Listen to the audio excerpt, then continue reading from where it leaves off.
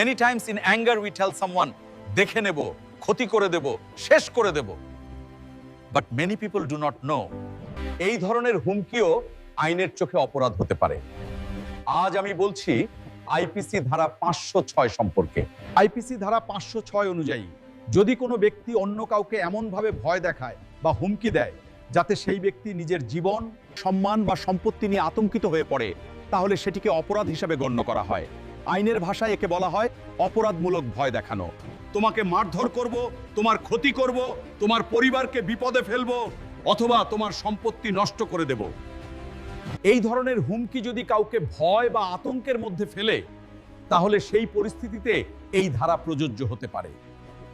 এই অপরাধ প্রমাণিত হলে আদালত অভিযুক্ত ব্যক্তিকে কারাদণ্ড, জরিমানা অথবা উভয় শাস্তিই দিতে পারেন।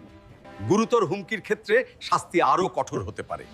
মনে রাখবেন, ভয় দেখিয়ে কাউকে চুপ করানো শক্তির পরিচয় নয়। আইনের চোখে সেটিও একটি অপরাধ। আরও আইন সম্বন্ধে জানতে চ্যানেলটিকে ফলো এবং সাবস্ক্রাইব করুন।